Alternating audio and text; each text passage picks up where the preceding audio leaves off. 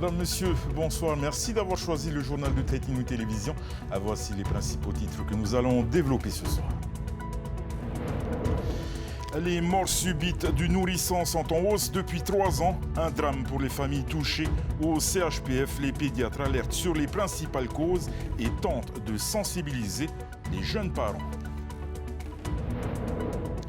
Ils se disent choqués par les déclarations de la ministre des Solidarités questionnant publiquement la légalité de leur gestion des fonds publics. La Fédération des organismes médico-sociaux et socio-éducatifs a tenu à réagir à des soupçons qu'elle juge inacceptables. La salle de Fataoua accueille les Challenger Series demain soir. La première soirée de MMA de l'année est organisée par Ehere Dudes pour la 3e édition du Tahiti Fighting Championship. Nous en parlerons avec notre spécialiste Oriano Tefo qui se trouve actuellement à la pesée des combattants à l'IGSPF.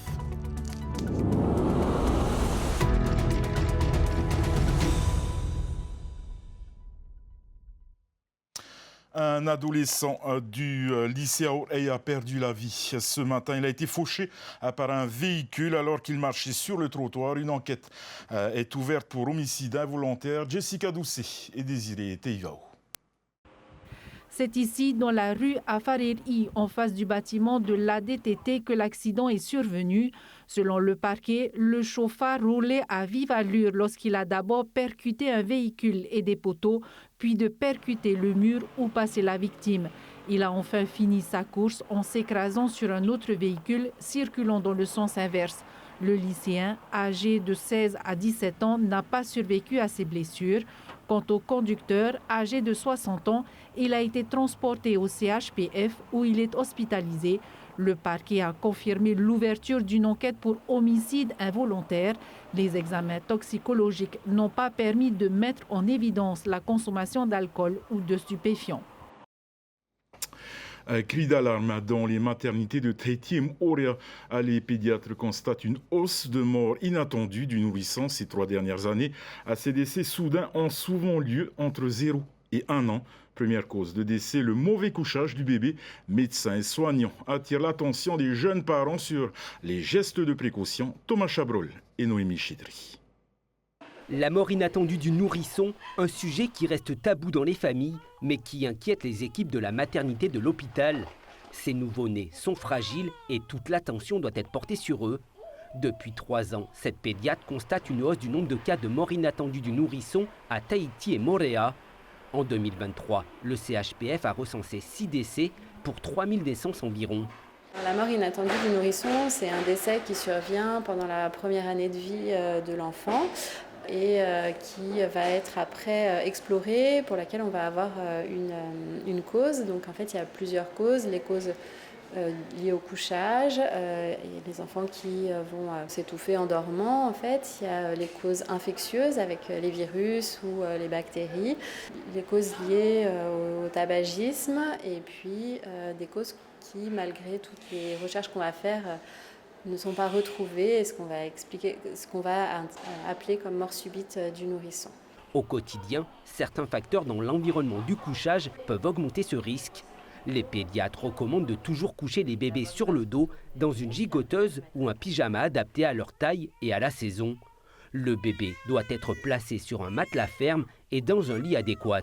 Donc vraiment, c'est important que l'enfant soit couché dans des bonnes conditions. Parce qu'en fait, un bébé, ça n'a pas la possibilité, comme un adulte, d'enlever ce qu'il va y avoir sur son visage pendant la nuit, de pousser l'adulte qui va venir dans son espace et l'empêcher de respirer convenablement.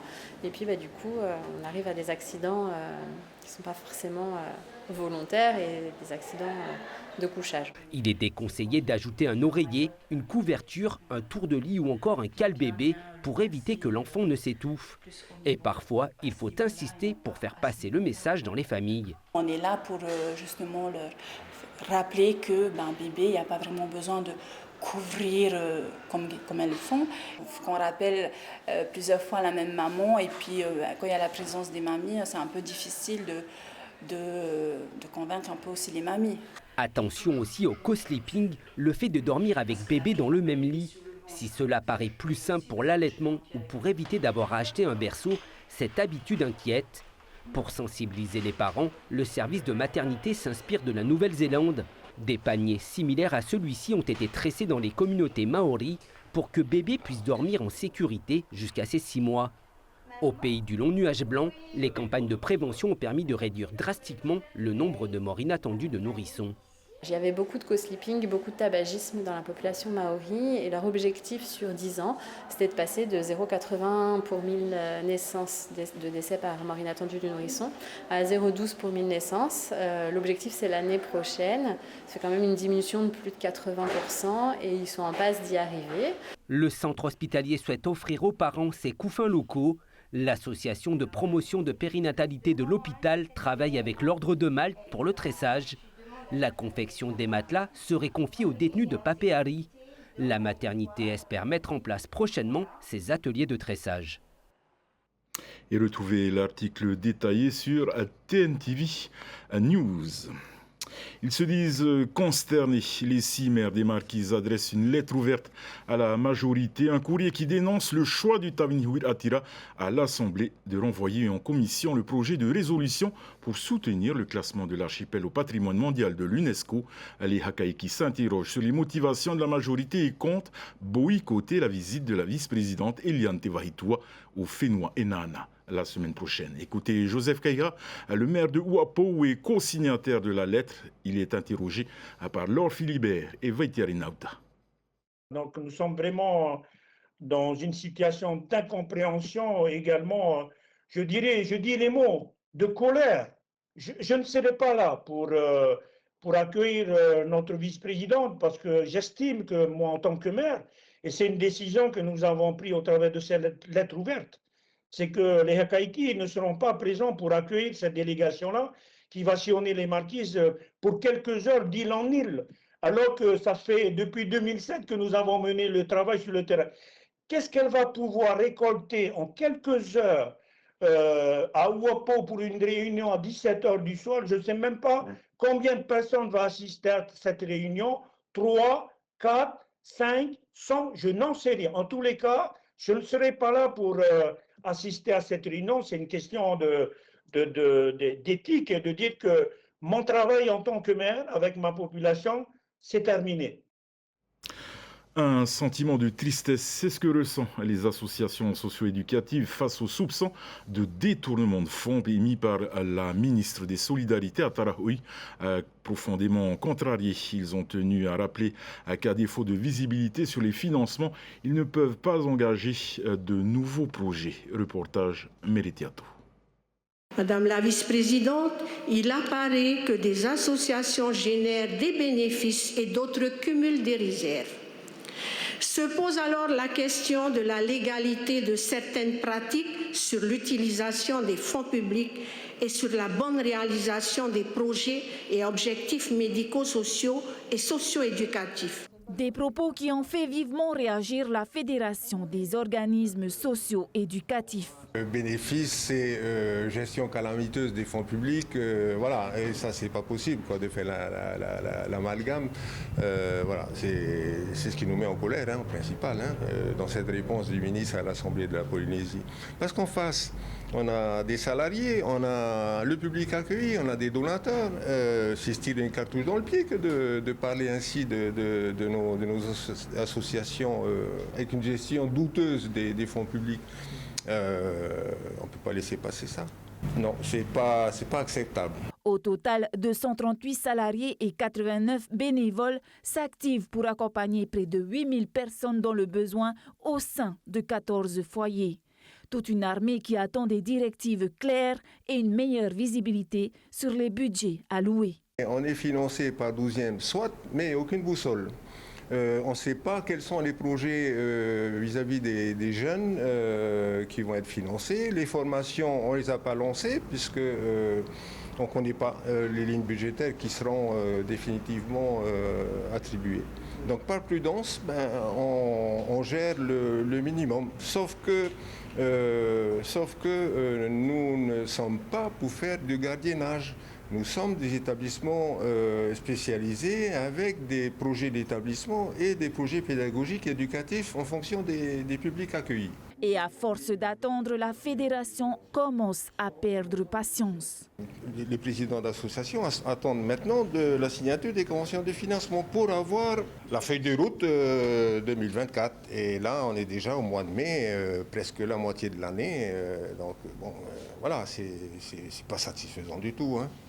Contactée par la rédaction, la ministre des Solidarités a annoncé que la convention en question devrait être signée lundi.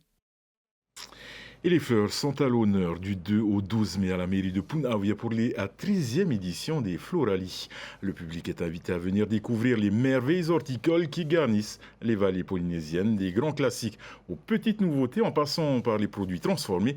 Il y avait l'embarras du choix. Jessica Doucet, Tiarinui Pau Iri Philippon. Rouge, orange, mauve ou encore panaché, les bougainvilliers sont en fleurs et ils attirent toujours autant l'admiration des visiteurs. Dans un petit pot, un plus grand ou encore en pleine terre, cet arbuste grimpant n'a plus aucun secret pour Wendy. Le bougainvillier, il faut qu'il soit en plein soleil, de l'engrais et beaucoup d'eau. Quand il n'y a plus de fleurs, moi, je dis il faut tailler le bougainvillier. S'il faut changer la terre, il faut changer la terre. Il y a des bougainvilliers, il faut rempoter dans des plus gros pots. Et après de l'engrais et beaucoup d'eau en plein soleil. Des plantes, il y en a pour tous les goûts sur la place. Anthurium, cactus, épais et arbres fruitiers. Cette année encore, les horticulteurs proposent un large panel, ce qui rend parfois le choix difficile pour les visiteurs.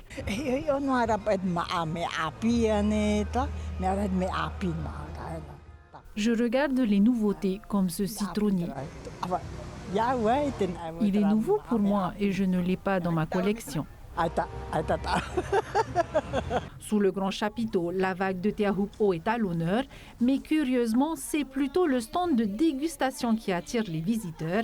Ici, les élèves de la MFR de Papara font découvrir le galonga, un gingembre thaïlandais. On cherche à innover, on cherche surtout à montrer qu'à la MFR, on fait beaucoup de choses. Donc cette année, on a décidé de mettre en avant le galonga, qui est un produit que nous avons mis en place dans notre FAPO à la MFR. On ne connaît pas du tout par rapport à notre Rea Tahiti. Et donc, pourquoi pas le galonga mettre en avant. Même si ça pique un peu, mais il est excellent. Tu connaissais déjà le galonga? Non, pas du tout. Pas du tout, c'est la première fois. Et je ne savais pas, le kalonga, c'est un kalonga thaïlandais. Voilà. Des découvertes, il y en aura tous les jours jusqu'au 12 mai. Les adeptes du tressage pourront également profiter des ateliers pour confectionner leur panier. 18 jeunes Polynésiens ont été promus policiers adjoints. La cérémonie de fin de scolarité a eu lieu ce matin pour cette 13e promotion. Un bon cru, selon les formateurs. 45% des élèves accèdent à une formation réduite de gardien de la paix. Esther Parocordette. Ils ne sont pas encore policiers, mais ils portent déjà l'uniforme. Je prends solennellement l'engagement d'assumer fidèlement les devoirs et responsabilités du policier adjoint. Poerava Ami est originaire de Rongiroa. Après 4 mois de formation, elle termine major de promotion dans un concours axé sur le sport et la théorie. C'est un métier qui me tient à cœur parce qu'on est aux côtés de la population, on les aide, on les soutient et on est là pour eux. 12 hommes et 6 femmes valident le diplôme de policier adjoint en présence de leur famille. Ils ont à peine 20 ans et rêvent d'exercer un métier dur, dangereux et imprévisible.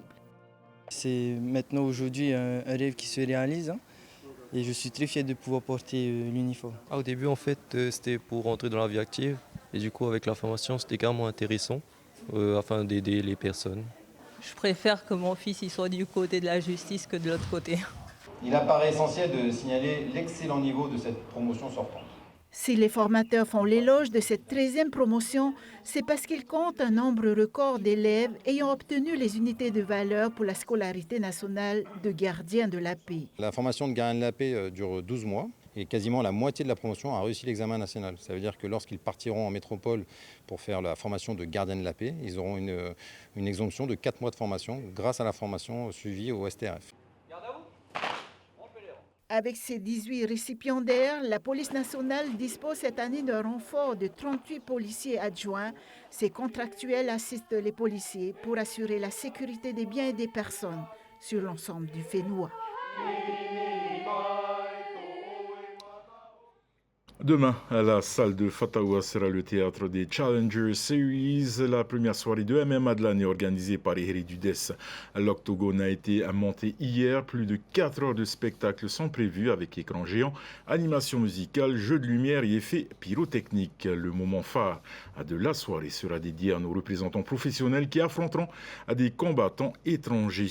Cette soirée comptera comme phase de présélection pour la 3e édition du Tahiti Fighting Championship qui se tiendra en septembre à Tuata. Les pesées des athlètes se déroulent actuellement du côté de l'amphithéâtre de l'IJSPF à Pire. Et nous rejoignons donc sans plus tarder notre journaliste Oriano Tefo qui est sur place. Oriano, les face-to-face sont-ils débutés ? Oui, Yorana, Davidson et encore mieux, ils se sont terminés il y a 15 minutes.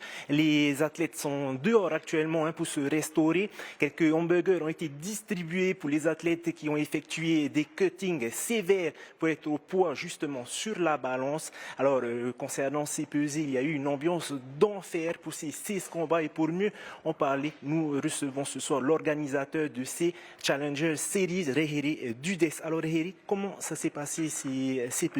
Alors Yorana, Oriano, bonsoir à tous. Alors la pesée, elle a tenu toutes ses promesses. Hein. On a eu une ambiance de malade, on a eu des combats et des jeux de regard, tout ce qu'on attendait justement de ces face-off. Ensuite, dans la première partie, on a essayé de mettre en avant les enfants, si tu veux, les combats kids, hein, avec les plus jeunes. Je crois que le plus jeune, il a 13 ans et ça va jusqu'à 16 ans. Du coup, voilà, une belle pesée, une super ambiance et demain, on va laisser place au show.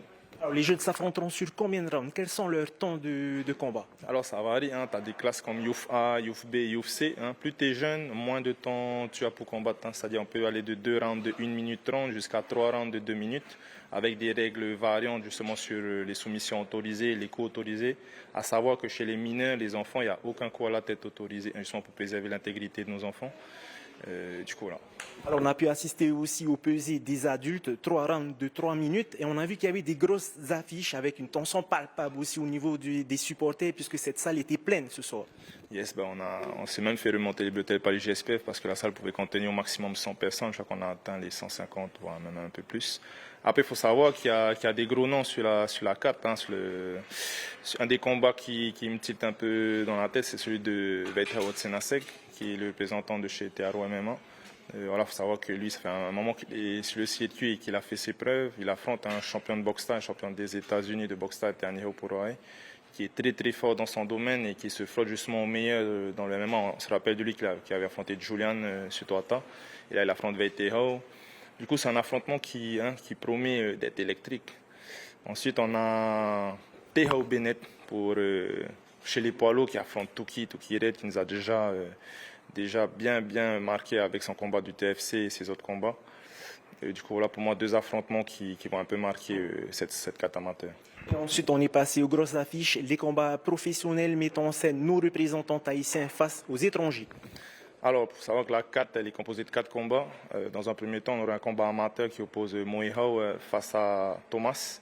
Thomas qui fait ses débuts en MMA, mais ça fait déjà un moment qu'il s'entraîne dur. On a pu le voir très affûté au moment de la pesée. Moehao, tout le monde le connaît, hein, pistolero. Il est là pour faire le show avec sa gauche. Du coup, bon début de carte de main card. Ensuite, on a Julian qui affronte Maximilian, un combattant de chez FFT, Family Fight Team de chez Renato.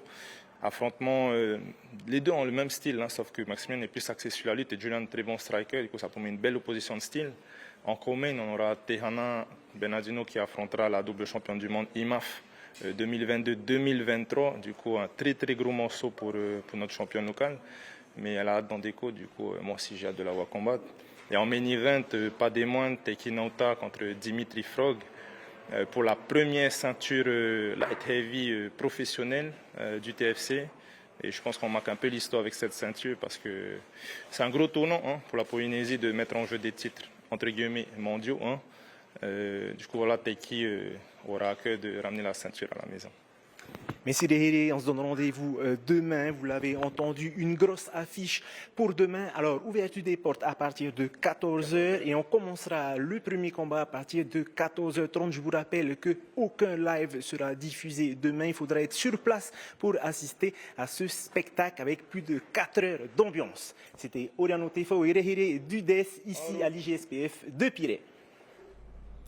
Merci beaucoup, messieurs, pour toutes ces précisions. Et en sport, toujours, mais on va à cette fois à l'Estoile évanouie de Moorea, entraînée par le champion Bruno Tohiro, est en partance pour les Sables d'Olonne, où elle participera à la Vendeva. L'objectif de ce déplacement est double, à la découverte d'une nouvelle course pour les jeunes de Moorea et la découverte également d'une région qu'est la Vendée. Les explications de Naya Bennett.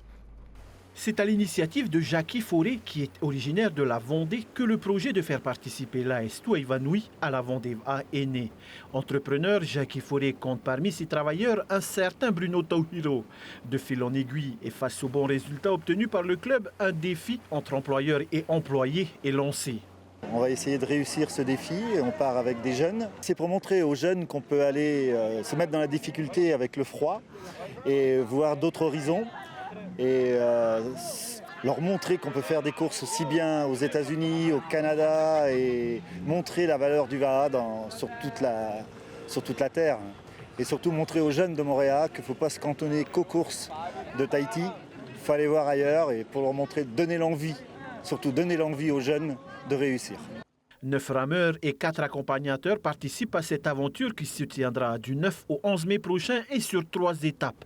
L'étape 1 longue de 46 km, l'étape 2 de 26 km et la 3e étape longue de 56 km. Si au niveau local les résultats sont bons et les conditions climatiques favorables, en métropole il faudra composer avec une houle courte et surtout le froid.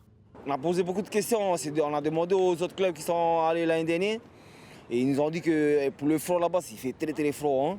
Et du coup, ils nous ont un peu conseillé de prendre des chaussons, des gants, des combinaisons, ce qu'il faut pour aller. Hein. Parce que sinon, on ne peut pas aller seulement comme ça en short, c'est pas pareil. Hein. Donc du coup, voilà, non. Après, avec notre boss, tout ça, qui connaît bien ce pays-là, ouais, et c'est chez lui. Du coup, il sait quoi nous fournir et puis je pense qu'on aura ce qu'il faut. Une trentaine d'équipages sont attendus sur la ligne de départ aux Sables d'Olonne. Parmi eux, 4 équipages tahitiens, 3 chez les hommes et un équipage féminin. L'objectif, se classer sur le podium, mais pourquoi pas ravir la première place. Votre soirée sur Tahiti Nuit Télévision, ne manquez pas à 19h20 la 6e saison de The Masked Singer. Puis à 21h45, votre nouvelle émission à l'école à remonter le temps. Au nom de toute l'équipe qui a préparé ce journal, merci de nous faire confiance. Excellente soirée sur Tahiti Nuit Télévision et à demain. Portez-vous bien. Retrouvez ce journal en replay sur notre site internet et notre application mobile TNTV.